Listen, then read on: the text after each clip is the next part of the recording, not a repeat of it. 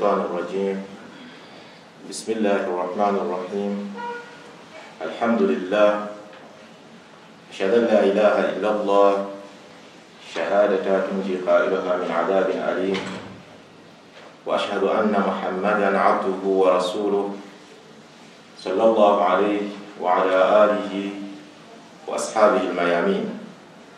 يقول الله تبارك وتعالى في محكم تنزيله قل أتعلمون الله بدينكم والله يعلم ما في السماوات وما في الأرض والله بكل شيء عليم. صدق الله العلي العظيم. Dear respected brothers and sisters, in this place I'm not a visitor. This is my home. I'm one of the founder of this place called Al-Asr, and I'm very proud of that Alhamdulillah, at least day and night there's a lot of progress. We are from the Zozo into this place. First of all, Assalamu alaikum wa rahmatullahi wa barakatuh. Today's topic, my brothers, is about extreme. Each and everything which we go through in life, once you can capture the definition, you have captured all the topic. Once you can miscapture the definition, you have lost all. In my class, when I'm busy teaching my brothers and sisters there in township, I'm telling them that one of the biggest problems which we have today is the misidentification and the misdefining of the things. As a result, what you have defined, you will live according to that. So also we have these things called extreme and extremism. And the minute you think about extreme, you think about Boko Harams, you think about Al-Qaeda, you think about Al-Shabaab, and extra, whichever I have forgot. But only to find out that is not the case. Maybe those are just the leaves of that things called extreme. What is the extreme? Extreme, my brothers and sisters, in the nutshell, it is doing things extra than what your master told you to do. Either you do it with a good intention or with a bad intention. That is extreme.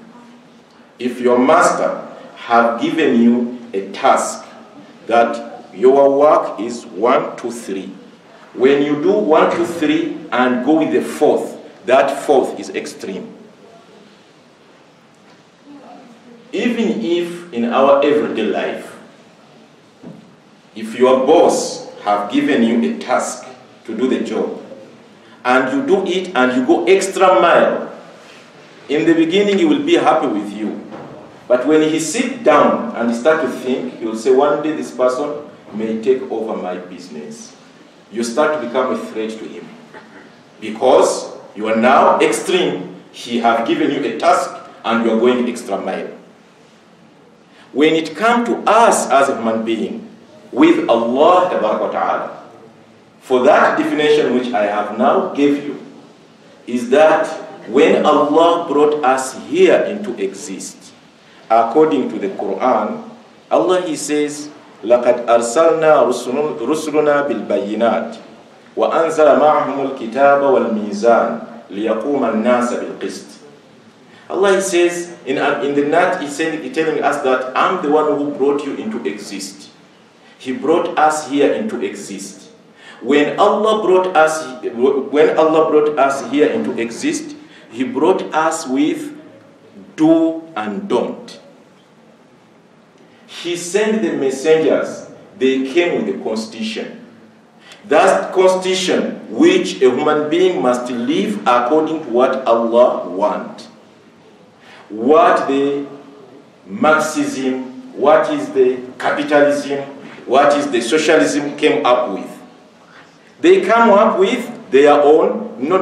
We understand God may exist or may not, but there is something which we think that is better than what God brought. And they come up with their law, do and don't. So the extreme, the first extreme are those who left the laws of the Creator and created their own laws. So all those misunderstandings which we see today, because those laws, you must remember, there's a man-made law. What is the man-made law? A man-made law, it will only save a certain group, a category of the group. And others, they'll be left out. And when the others being left out, what's going to happen? They're going to feel like they have been marginalized. So they will raise up so that they can defeat, so that they can come up with theirs. So all this zigzag is coming from that point, my brothers and sisters. That Allah Ta'ala, when He created us, remember in the Quran, what Allah He says that there is no any nation on the earth except I have sent the warner. So when Allah brought the European, He gave them what to do exactly. He sent the prophets there. We talk about Prophet Muhammad sallallahu alaihi wasallam to be the seal of the prophet, the last prophet. But there were prophets in each and every nation. But what is happening? Always the people go out of those laws and they come up with their own constitution. So that is the extremism in one way or another. What is the big deal about that? What is the consequences about it? When we go to the Quran, Allah Ta'ala is telling us, Bismillahir Rahmanir Rahim. Remember the definition I said, either you do it in the good intention, with a good intention, or bad intention. But anything which you do, which we are not being told to do, you turn to become extreme. For instance, here Allah is telling us in the Quran, the Surah Al-Hadid, وَجَعَلْنَا فِي قُلُوبِ الَّذِينَ اتَّبَعُوهُ رَأْفَةً وَالرَّحْمَةً. Allah, He made those who are following Isa alayhi salam, He installed in them a-ra'fa wa-rahma, extreme kindness and the merciful. Allah installed on those who are a true follower of Prophet Muhammad sallallahu alaihi wasallam a-ra'fata wa-rahma. He installed in them the extreme kindness and mercy. What He went further, He says, when it comes to those who are following the Jesus, He says, وَرَهَبَانِيَّةً ابْتَدَعُوهَا مَا كَتَبْنَا عَلَيْهِمْ إِلَّا ابْتِغَاءَ رِضْوَانِ اللَّهِ. And monkism. These things of the Father, the monkism, they came up with those monkism, the Christian, which we did not make them to do that. Allah never told them don't marry. It is them who came up with those extreme, that the way we really following Allah, the way we love Allah, will not even marry. It was them. What He says, ibtigha'a ridwan Allah. Their aim, it was not for show off. Quran, it is extreme kindness, that it is the truth and the only truth. Allah even He telling us that their aim and objective, why they decided not to marry. They were doing it to please no one else beside Allah and Allah alone. But Allah didn't want it because Allah did not tell them to do it. That was what? Extreme. And you could see many verses of the Quran. What Allah says, Prophet Muhammad sallallahu alaihi wasallam, fastaqim kama umirta. Muhammad, you must be straight as you have been commanded. وَمَنْ تَابَ, and whoever claimed to be following you, he must be straight. وَلَا تَطْغَوْا. وَلَا تَطْغَوْا, what does it mean? Don't go extreme. Don't try to go extreme. Don't go extra mile on what I have told you to do. Only do what I told you to do. So today, my brothers and sisters, the biggest problem which we have left what Allah Ta'ala ordered us to do. We are more in the innovation over innovation until we reach a point that for you to be a real Muslim, you must put a someone and you put him on the YouTube and you slaughter his head as the sheep. That was not being commanded us to do that, because the follower of Muhammad, they have one thing in common, sallallahu alaihi wasallam, that is ra'fat wa rahma. They are extreme kindness and merciful. But this now of slaughtering the head of the pupil because you think you are better than others, that is extreme. My brothers and sisters, what is the danger of the extreme in the life as all? What Allah says in the Quran.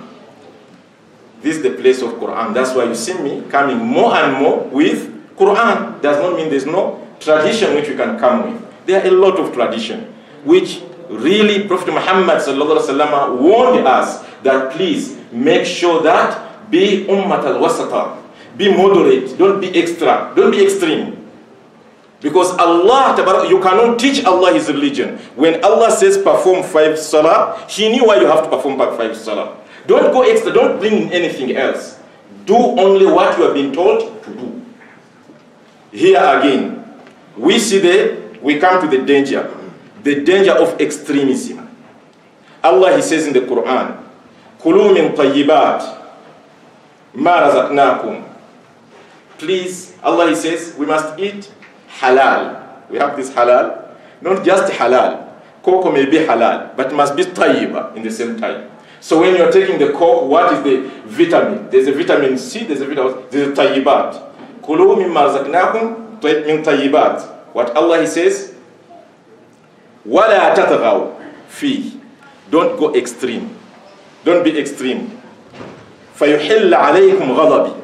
The minute you go extreme, you will be now endorsed my anger.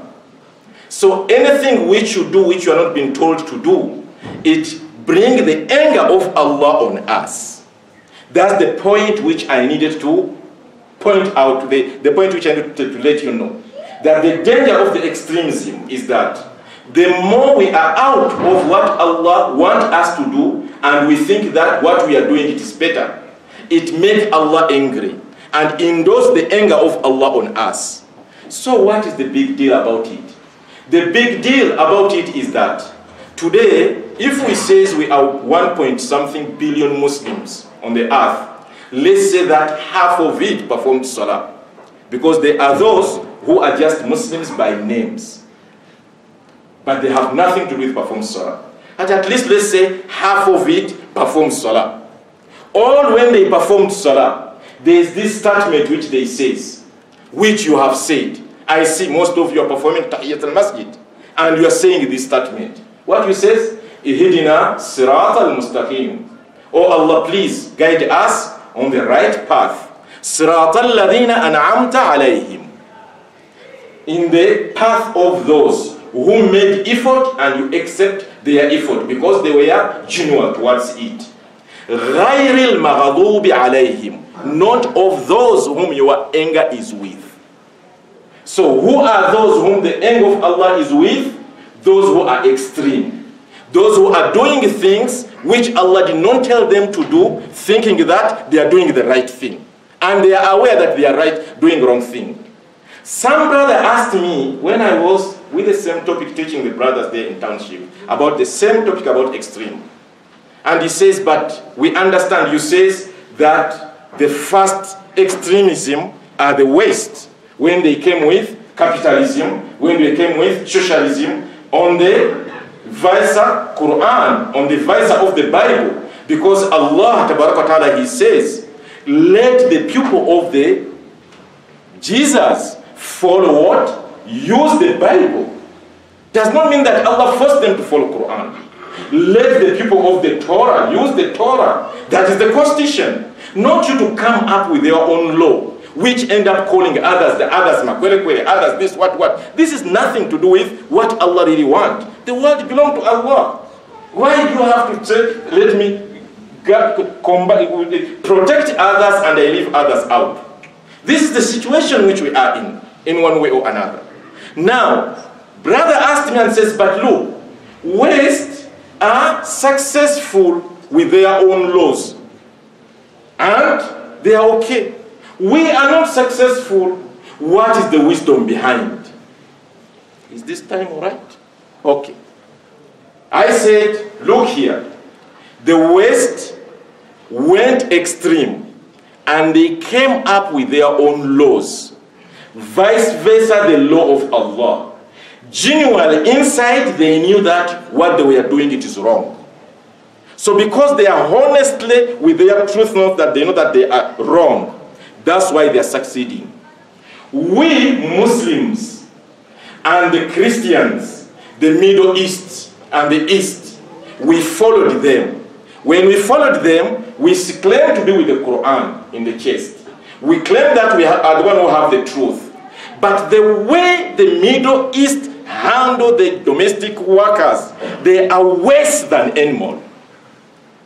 Why? Because the citizen, it meaning is a small god. Do you see it? For that, what Allah does, then Allah also He will raise again another oppressor and become on top of them. And they become worse than what you could think. Because we claim that, we claim we know the truth. But in the same time, we are not practicing the truth. Then they know that they are wrong, and they don't have nothing to do with the akhirah. They say we are living here, everything is here, no problem. For that they succeed. Because we are double standard. We are not here or we are not there. That's why we are suffering the way you see how we are suffering today. And all of those are caused by what? Extremism. Dear brothers, what is the extreme can cause us? You know, today you will find out the most hater of each other are Muslims. You have a doubt on that? Or you didn't see what happened yesterday? That the children and the bus, whatever, was being attacked by the Muslim in Yemen and being killed, the children and everywhere else. Do you think are the European who came and killed those people in Yemen? Why are we hating each other so much? Speaking the same language, having the same culture, living the same food, thinking the same. When they dream all in Arabic, Yemen and Arabs and other Arabs. But the way they kill each other. Why? Because Allah Tabaraka Ta'ala, He says in the Surah Al-Mumtahina, verse 13, Ya ayyuhal ladhina amanu, la tatawallaw qawman ghadiballahu alayhim. Yes, Allah He says, oh you believer, don't be friend to those whom Allah's anger is with. What do we understand in it according to Balagha? That since we have left Quran aside, we are going to kill each other beyond what you think. That's why you will be more safe with a non-believer than being safe with a Muslim. Because you don't know this Muslim. Is he a Shia or is he a Sunni? If he's a Sunni, which type of the Sunni? Is it Tabligh? If he's a Tabligh and you know that I'm a Shia, what happened to him? I'm halal to be killed. So you cannot be even talk who you are in one way or another. See that chaos which we are in. All of those are caused by one thing, which is what? Extremism. So my brothers and sisters, when Allah He created us, when Allah sent the Prophet Muhammad sallallahu alaihi wasallam as the last prophet, this religion of Allah is simple and easy. Your brothers and sisters who are busy going to Europe looking for the refugee, the first things when they reach there is to renounce is what? To renounce Islam. Because they found humanity there. And they realize that where we are, there is nothing to do with the humanity. But we are the people who have the Quran in our chest. What makes us to renounce Islam? Because of the extreme. Just imagine with this 1 minute which is still there. A person, we all have this extremism in one way or another. Don't think that you are safe into it. You find out in the book they are telling you, you have a problem, say yes. Just recite La ilaha illallah 1,000 times. You will get what you want. Okay, sit down and say La ilaha illallah, La ilaha illallah, La ilaha illallah 1,000 times and if everything comes. Is that possible? Recite La ilaha illallah, understand La ilaha illallah, what is inside La ilaha illallah. Then in that, definitely your problem will be solved. But by La ilaha illallah, La ilaha illallah, what is the difference between you and this radio cassette? If a person recording and say La ilaha illallah, La ilaha illallah, and you also say La ilaha illallah, what's the difference? You see extreme? Extreme make us to become zombie. Sometimes I say my brothers who are having Quran, they are not practicing Quran. Those I see them as a radio cassette. In one way or another. Because in the end of the day, this is for you to live according to Quran and in the simplest way. Otherwise, I know that we cannot finish this topic. But inshallah, as I said, I'm not a visitor here. No. I'm among of the board of the trustee, even if I'm not in the book. But in the reality, I'm a board of the trustee of this place. So I need my dividend. What call it dividend, Brother Gulam? Sometimes you forgot. You just send it there in one way or another. وصلى الله على سيدنا محمد وعلى آله وصحبه وسلم والحمد لله رب العالمين.